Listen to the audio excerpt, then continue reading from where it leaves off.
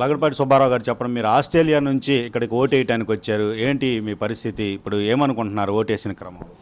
ఈ ఓటు వేయటం చాలా హ్యాపీగా ఉందండి ప్రస్తుతానికి. ఎందుకంటే చాలామంది మాలాంటి వాళ్ళు వచ్చి ముందుకొచ్చి ఓటు వేయటం వల్ల మన రాష్ట్ర ప్రజలు రేపటి నుంచి గవర్నమెంట్ ప్రభుత్వం అంతా సుఖ సంతోషాలతో బతుకుతారని ఆశిస్తున్నాం. ఎందుకంటే ఈ మార్పు రావాలని కోరుకోవడానికి వచ్చాం మేమందరం. అంటే మీరు గతంలో కూడా ఇట్లాగే ఎన్నికల సమయంలో ఓట్లు వేయడానికి వచ్చేవాళ్ళ? ఇంత సీరియస్గా ఎప్పుడూ రాలేదండి. చాలా క్యాజువల్గా వచ్చి ఉండేవాళ్ళం, వేస్తుండేవాళ్ళం. కానీ బట్ ఇదైతే చాలా చాలా సీరియస్గా. ఎందుకంటే ప్రభుత్వం వెళ్ళే పద్ధతి నచ్చలేదు మెయిన్. ప్లస్ ప్రజలందరూ ఇబ్బందులు పడుతున్నారని గమనించాం మాకు డే టు డేట్ వచ్చిన ఇన్ఫర్మేషన్ ద్వారా. ప్లస్ సేమ్ టైం ఏమవుతుందంటే సంక్షేమ పథకాలు ఒకటి రాష్ట్ర పురోగతికి పోకుండా అధోగతికి చేరుస్తుంది. ఒక డెవలప్మెంట్ అంటూ లేదు, ఒక విజన్ అంటూ లేదు. ప్రజలందరినీ మద్యానికి బానిస చేయటం చాలా ఇబ్బందికరంగా ఉంది అది. ప్లస్ సేమ్ టైం గంజాయి మత్తు పదార్థాలు చాలా విపరీతంగా పెరిగాయండి. అసలు మేము చిన్నప్పుడు అసలు వాటి పేర్లు వినాలన్నా కానీ భయపడుతుండేవాళ్ళం. ఇప్పుడు అది గంజాయి దొరకని ప్లేస్ అంటూ లేనట్టు తెలుస్తుంది. దానివల్ల ఇవన్నీ ఈ పరిస్థితులు ఉండకుండా ప్రజలను చైతన్యవంతం చేయాలని, చైతన్యం చేయాలి. మన ప్రజల్ని, మన జనరేషన్స్ అందరినీ కొంచెం మంచి మార్గంలో వెళ్ళటం కోసమని మేము మార్పు చెందాలనే ఉద్దేశంతో మేము వచ్చి ఓటేయడానికి వచ్చాము. ప్రశాంత్, అంటే ఇక్కడ ఉన్నటువంటి వాదన ఏదైతే అధికార పక్షానికి సంబంధించి చూస్తే ఈసారి ఎన్ఆర్ఎల్ అంతా మూకుమ్మడిగా రాష్ట్రానికి వచ్చి ప్రభుత్వం మార్చాలనేటటువంటి ఒక మోటివేషన్ చేయబోతున్నారనేది తెలిసినప్పుడు అసలు ఎన్ఆర్ఐలకి ఏం సంబంధం ఏపీలో రాజకీయాలకు సంబంధించి అనేటటువంటిది ఉంది. అసలు మీరు ఏపీలో ఉన్నటువంటి పరిస్థితులకు సంబంధించి మీకేం సంబంధం అంటే మీరేం సమాధానం చెబుతారు? ఓకే అండి. మేము పుట్టి పెరిగిన దేశం అండి ఇది. పుట్టి పెరిగిన దేశం. మా పుట్టి పెరిగిన దేశంలో మా సహోదరులందరూ, మా ఫ్రెండ్స్ అందరూ, స్నేహితులందరూ అందరూ ఇబ్బందులు పడుతున్నారు. అది తెలుసుకున్నామండి, ఇబ్బందులు పడుతున్నారు. ప్లస్ సేమ్ టైం మన ఊర్లు మన అన్నీ రక్తసిక్తం అవుతుంది. ప్లస్ సేమ్ టైం ప్రజలందరూ ఉద్యోగాలకు వెళ్లకుండా వేరే బ్యాడ్ హ్యాబిట్స్కి వెళ్ళిపోతున్నారు. దానివల్ల అవన్నీ ఉండడం కోసం ప్లస్ సేమ్ టైము ఈ land titling act we are investing our money back in to our state definitely. So ఇదంతా మాకు భయాందోళన గురి చేస్తుంది. ఎందుకు అని అంటే ఇప్పుడు 2 సంవత్సరాలు అంటారు, 3 సంవత్సరాలు అంటారు, టీఆర్ఓ తోటి పెట్టి పొలిటికల్ ఇన్ఫ్లుయెన్స్ తోటి చెప్పి మా పేర్లు తీసేస్తారండి. ఇప్పుడు ఆ గతంలో చాలా జరిగాయి, చిన్న చిన్న పోరం భూములు అలాంటివన్నీ చాలా జరిగి తీసేసుకున్నారండి పొలిటికల్ ఇన్ఫ్లుయెన్స్ తోటి. సో మేమందరం అక్కడ కష్టపడి సంపాదించుకొని వచ్చిన డబ్బులు మళ్ళీ మన స్టేట్లో ఇన్వెస్ట్ చేసి మేము ల్యాండ్స్ కొన్నా, మా ఊర్లో కొన్నా, రాజధానిలో కొన్నా, మా తల్లిదండ్రుల వారు కొనిపించినా కానీ అవన్నీ రేపు ఈ పొలిటికల్ ఇన్ఫ్లుయెన్స్ తోటి మళ్ళీ మాకు దక్కకుండా పోతాయని బాధ కూడా ఉందండి అవుతుంది. సో ఇవన్నీ మాకు చాలా ఎఫెక్ట్ కలిగిస్తాయండి. ఓకే సార్, ఇప్పుడు ప్రస్తుతం ఏదైతే రాష్ట్రంలో గత 5 సంవత్సరాల పరిపాలనకు సంబంధించి అసలు మీకేం తెలుసు? మీరు ఎక్కడో మెల్బోర్న్లో, ఆస్ట్రేలియాలో ఉంటారు, కొంతమంది యుఎస్ నుంచి కూడా వచ్చినటువంటి వాళ్ళు ఉన్నారు.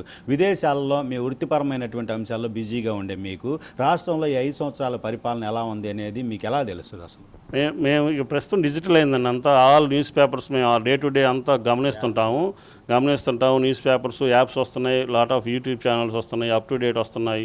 పర్టికులర్గా మన తెలుగు కమిటీ అంతా మేము మాట్లాడుకుంటూ ఉంటాం రెగ్యులర్గా కలిసి వీకెండ్స్ మాట్లాడుకున్న టైంలో కనీసం మేము రాష్ట్రం గురించి, రాష్ట్రం ఇలా అయిపోతుందని బాధపడిన సందర్భాలు చాలా ఉన్నాయండి. అవన్నీ తెలుసుకున్న తర్వాతనే మేము డిసైడ్ అయ్యి వచ్చామండి ఇక్కడికి.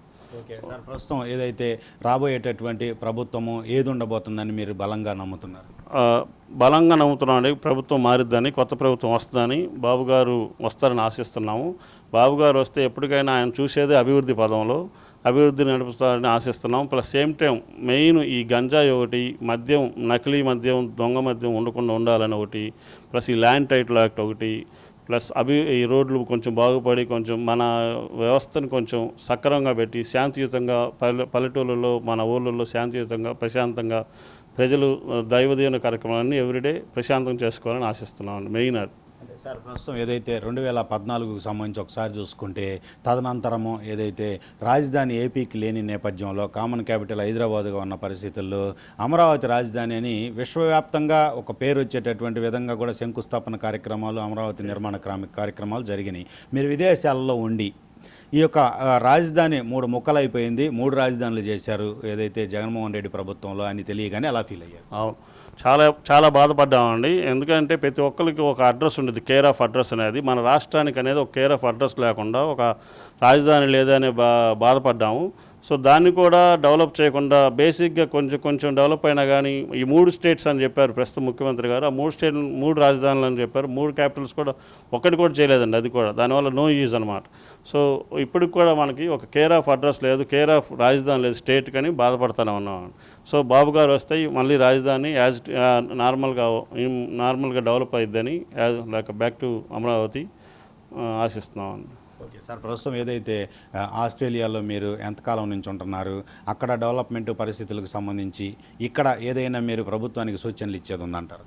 నేను వెళ్ళి 23 ఇయర్స్ అయింది ఆస్ట్రేలియా. 98 నుంచి ఉన్నాను అక్కడ బాగా యాక్టివ్గా ఉంటాం మన తెలుగు కమ్యూనిటీలు అన్నింటిలో కూడా. సేమ్ టైం బాబు గారితో ఇంటరాక్షన్ అప్పుడు ఎవ్రీ టైం మేము చెబుతూ ఉంటాం కొన్ని పర్టికులర్గా ఏజ్డ్ కేర్ వాళ్ళకి డిజేబుల్డ్ కేర్ గురించి ఎక్కువగా డిస్కషన్ జరిగింది.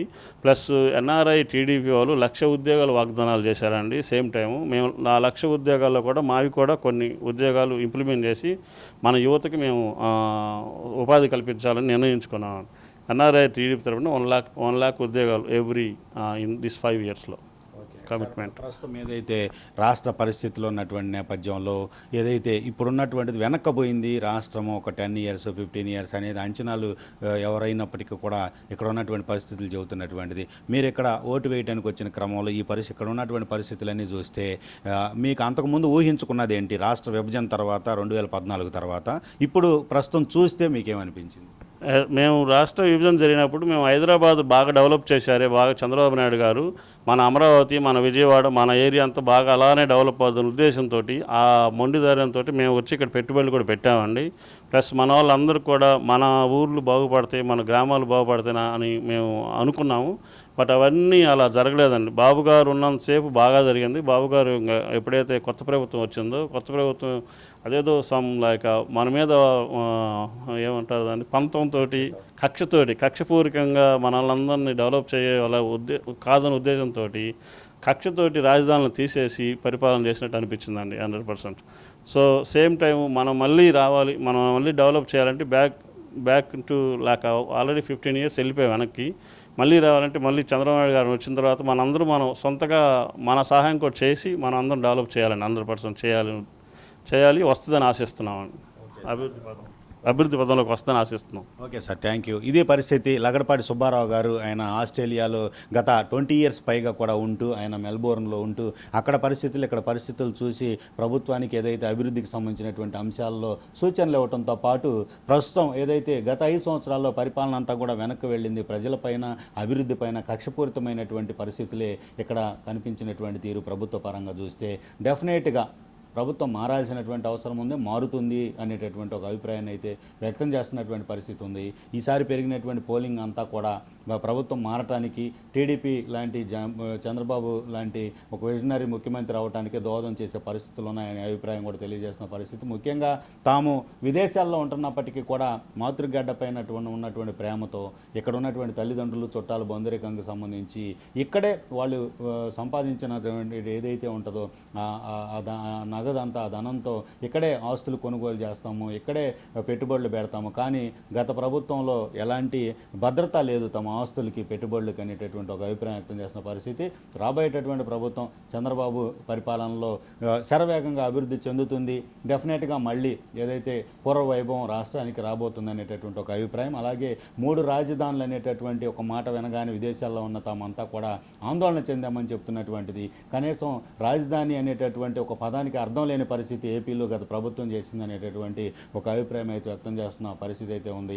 అమరావతి రాజధాని అని అమరావతిని డెవలప్ చేయాలనే పిలుపు నేపథ్యంలో చంద్రబాబు విదేశాల్లో ఉన్నటువంటి ఎన్ఆర్ఐలంతా కూడా గతంలో తమ కంట్రిబ్యూషన్ అనేటటువంటిది పెద్ద ఎత్తున కూడా సమర్పించిన పరిస్థితి ఉన్నప్పటికీ కూడా ఈ ప్రభుత్వం ఏదైతే జగన్మోహన్ రెడ్డి ప్రభుత్వంలో వాళ్ళంతా కూడా ఏదైతే కొంత నిరాశకు గురైన పరిస్థితి రాజధానికి సంబంధించినటువంటి అభిప్రాయం. ఇది ఎన్ఆర్ఐలకు సంబంధించినటువంటి అభిమతం. వాసుతో వేణు, గుంటూరు.